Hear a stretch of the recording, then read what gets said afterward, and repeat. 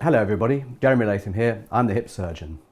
Lots of patients are asking me these days about the direct anterior approach to the hip. It's not something I do. I've seen a couple of surgeons do it and frankly, I wouldn't have it done to me. But it's becoming very popular, particularly in the US. In fact, I saw a patient recently who spends most of her time in Florida and she says lots of surgeons there advertise on TV extolling the virtues of the direct anterior approach. They say it has a lower risk of dislocation and that you're in and out of hospital much quicker and it doesn't cut muscle. I have to say, I'm not entirely sure all of those reasons to have that approach are really plausible. And in fact, there's a very good summary in our professional journal, the Bone and Joint Journal, which says there's little evidence for improved kinematics or better long-term outcomes following the use of the direct anterior approach for total hip replacement.